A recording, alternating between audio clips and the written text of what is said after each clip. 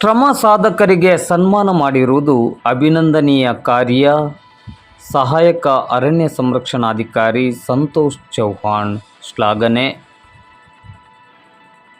ಬಿಸಿಯೂಟದ ಕಾರ್ಯಕರ್ತೆಗೆ ಮತ್ತು ವಿಶೇಷ ಚೇತನ ವ್ಯಕ್ತಿಗೆ ಸನ್ಮಾನ ಮಾಡಿರುವುದು ಅಭಿನಂದನೀಯ ಕಾರ್ಯ ಎಂದು ದಾಂಡೇಲಿಯ ಸಹಾಯಕ ಅರಣ್ಯ ಸಂರಕ್ಷಣಾಧಿಕಾರಿಗಳಾಗಿರುವ ಸಂತೋಷ್ ಚೌಹಾಣ್ ಅವರು ಹೇಳಿದರು. ಅವರು ದಾಂಡೇಲಿ ನಗರದ ವೆಸ್ಟ್ ಕೋಸ್ಟ್ ಕಾಗದ ಕಾರ್ಖಾನೆಯ ಡಿಲೆಕ್ಸ್ ಸಭಾಭವನದಲ್ಲಿ ದಾಂಡೇಲಿ ತಾಲೂಕು ಕಾರ್ಯನಿರತ ಪತ್ರಕರ್ತರ ಸಂಘ ದಾಂಡೇಲಿ ಪ್ರೆಸ್ ಕ್ಲಬ್ ಆಶ್ರಯದಡಿ ಆಯೋಜಿಸಲಾಗಿದ್ದ ಪತ್ರಿಕಾ ದಿನಾಚರಣೆ ಮತ್ತು ಶ್ರಮಜೀವಿಗಳ ಸನ್ಮಾನ ಕಾರ್ಯಕ್ರಮದಲ್ಲಿ ಮುಖ್ಯ ಅತಿಥಿಗಳಾಗಿ ಭಾಗವಹಿಸಿ ಮಾತನಾಡುತ್ತಿದ್ದರು. ಸಮಸ್ತ ಗಣ್ಯ ಬಾಂಧವರೇ, ಆತ್ಮೀಯ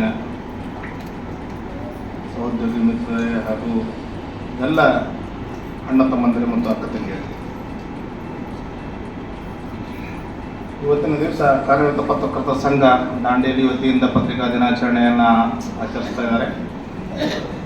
ಪತ್ರಿಕಾ ದಿನಾಚರಣೆಯನ್ನು ಆಚರಿಸುವ ಹಿನ್ನೆಲೆ ಸ್ವಲ್ಪ ಈಗ ಸಾಕಷ್ಟು ನಮ್ಮ ವಿಠಲ್ದಾಸ್ ಕಾಮತ್ ಸರ್ ಆಗಲಿ, ಆಮೇಲೆ ನಮ್ಮ ಕಮಿಷನರ್ ಅವರಾಗಲಿ ಭಾಳಷ್ಟು ಹೇಳಿದ್ದಾರೆ.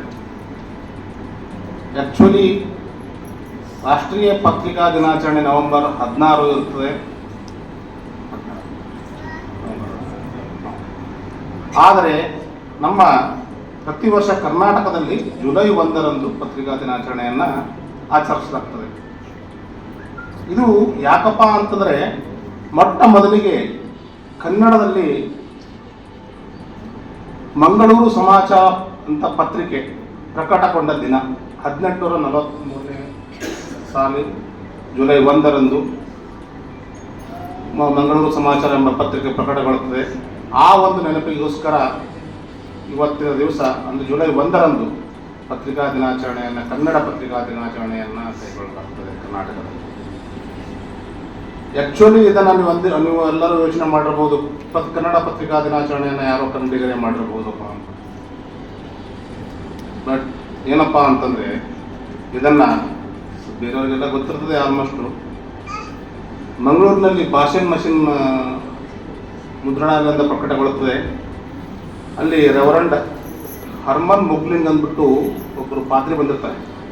ಆ ಪಾದ್ರಿಯವರು ಕನ್ನಡವನ್ನು ಕಲಿತು, ತುಳುವನ್ನು ಕಲಿತು, ಕನ್ನಡ ಸಾಹಿತ್ಯವನ್ನು ಕಲಿತು, ಅವರು ಪ್ರಪ್ರಥಮವಾಗಿ ಮಂಗಳೂರು ಸಮಾಚಾರ ಎಂಬ ಪತ್ರಿಕೆಯನ್ನು ಆ ಒಂದು ಭಾಷೆನ್ ಮಷಿನ್ ಮಂಗಳೂರು ಮುದ್ರಣಾಲಯದಿಂದ ಪಡಿಸ್ತಾರೆ.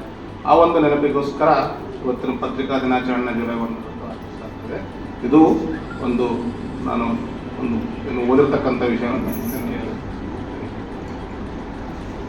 ಈಗ ಸಾಕಷ್ಟು